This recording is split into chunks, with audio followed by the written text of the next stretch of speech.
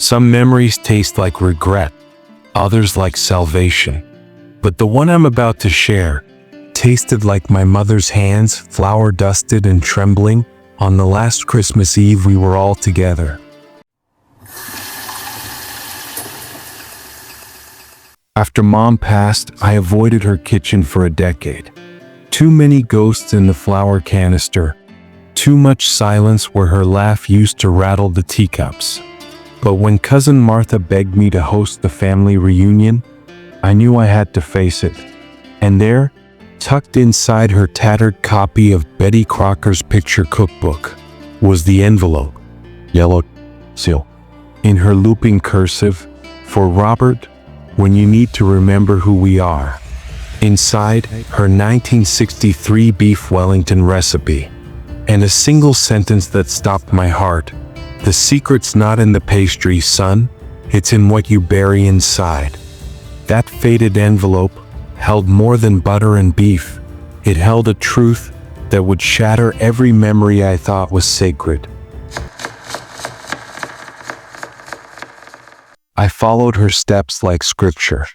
Dufour pastry, black truffle pâté, filet seared in regret, for every argument I never apologized for.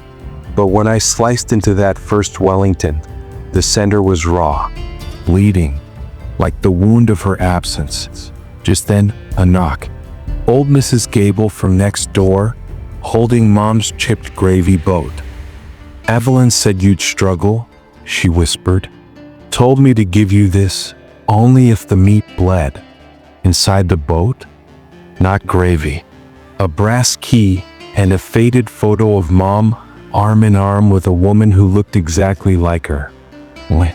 I'd never seen her before. That key unlocked more than a dusty attic trunk. It unlocked a sister my mother never told us existed. The attic smelled of cedar and decades of buried tears. Under piles of wartime quilts, I found it, a small steamer trunk, stamped SS United States, 1952. Inside, letters tied in blue ribbon, love notes to a sailor named Thomas. Side, "Yours always, Eleanor." Eleanor, the woman in the photo. And beneath them, a birth certificate. Eleanor Margaret Sullivan, born June 14, 1935. Mother, Evelyn Marie Sullivan. My mother, at 16. A secret daughter, given up, hidden, for 68 years. Mrs. Gable's voice echoed. Evelyn said, "If the Wellington failed, it was time you knew." Eleanor lives in Savannah. My mother wasn't just a widow who made perfect pastry. She was a girl who broke her own heart to protect a child. The reunion day dawned, stormy. Relatives arrived, all sharp elbows and sharper tongues. Uncle Frank arguing Vietnam politics. Aunt Clara gossiping about wills. The air thick with everything unsaid. I served the Wellington, praying. As the pastry cracked open, golden, steaming, silence fell. Perfectly cooked, tender. Then a gasp. Aunt Clara held up her fork. Impaled on the tines wasn't just beef. It was a tiny folded slip of paper, like Mom always hid inside. Every Wellington held one. Mine read, "Forgive Eleanor. She's your blood." Chaos erupted. Who is Eleanor? And then the front door opened. There she stood. Eleanor, hair like Mom's.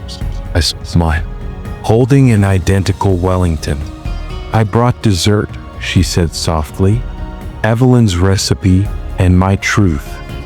That second Wellington didn't just hold a note. It held 68 years of longing and a sister serving the apology my mother could never speak. Eleanor placed her Wellington on the table. We sliced it together. Inside, no note. Instead, nestled in the savory Duke's cell, was Mom's lost wedding ring, the one Dad slipped into her coffin. or so we thought. Eleanor spoke through tears. She mailed it to me the week before she died, with a letter. This ring bound me to your father, but giving you away broke me. Keep it, so you know you were always my first love. That ring, that recipe, they weren't about food or gold. They were about sacrifice.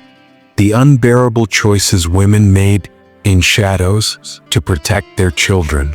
Mom buried her past to shield Dad's pride and Eleanor's future. She carried that weight, kneading it into pastry, seasoning it with silence. Her legacy wasn't perfection. It was flawed, ferocious love. That ring tasted not of regret, but of redemption, proving sometimes the deepest love is the one you never get to keep. So, the next time you smell nutmeg or unearth an old recipe, remember, some secrets aren't meant to stay buried. They're meant to be shared, savored, passed down. Like this story. What family secret does your kitchen hold? Share it below, before it's too late.